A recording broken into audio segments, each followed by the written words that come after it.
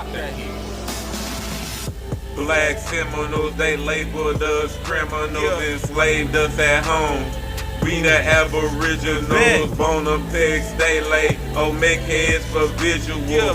Back Creek, lost Looney Stones for biblical, nothing fictional. Our people are invincible, we the pinnacle. More knowledge than a million schools. So they wrote us out of history. You know how they do, but my feathers up. Peace, family. We're going in on Mathieu de Costa. I found this particular character interesting in Black history and the epic of Blacks in the West because it highlights a lot of issues that people don't seem to understand when it comes to the population that makes up the Blacks in the West. And we're going to use this person, the earliest Black to go to Canada, Nova Scotia, New Greenland, as an example.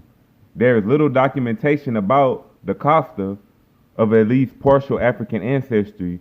He is known to have been a freeman favored by explorers for his multilingual talents.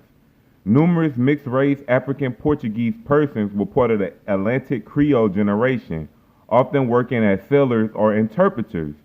His portfolio of languages is thought to have included Dutch, English, French, Mi'kmaq, Portuguese, Pidgin Basque, and dialects amongst the Basque dialect is a dialect used by Aboriginals for trading purposes. So we're going to get into what this is. Mathieu de Costa is the first recorded free Black person in Canada. He was a member of the exploring party of Pierre Dugas, Sieur de Mont, and Samuel de Champlain in the 17th century. The Atlantic Creoles, America's first subjugated, as much for their cultural alienation as they were about their race. So let's look into and see what the Atlantic Creole is. What they would call the Atlantic Creole, we go back through the Spanish and even the Portuguese. What they would call a Creole is an African who could speak the Portuguese language, or when the Spanish would use it, it was the mixture between the Spanish, the African, and the Native American. The same type of Creoles that we would have to this day through mixtures. But the Atlantic Creole are supposedly a mixture between the Portuguese and the Africans. But when we go and we start looking and see who the Portuguese was, because we got to remember, 1492, Moors got expelled from Spain, and these was a large Black group. It was a Black group. But here we have a depiction of a Portugal courtyard, and we can clearly see this Black brother on a horse. But once we go throughout the entire imagery, we can see lots and lots of Black people in this environment we call in Portugal.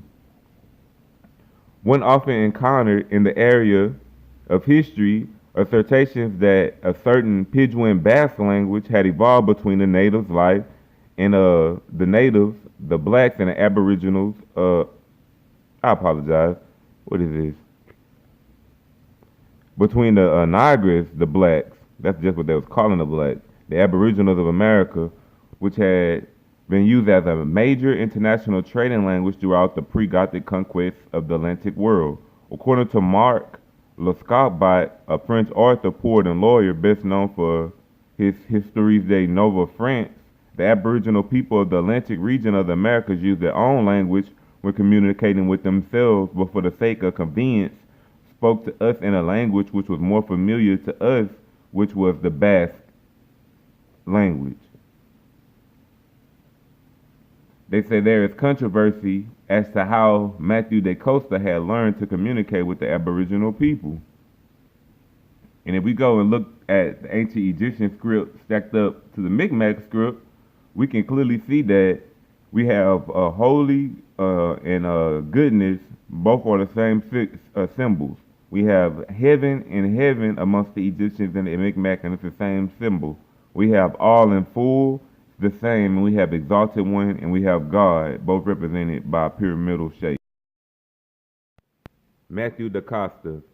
Who knows the true origin of this brother? We just know that they say he's a mixture of Atlantic Creole, of African, and basically Iberian. But somehow he was able to communicate and translate amongst the indigenous peoples of America.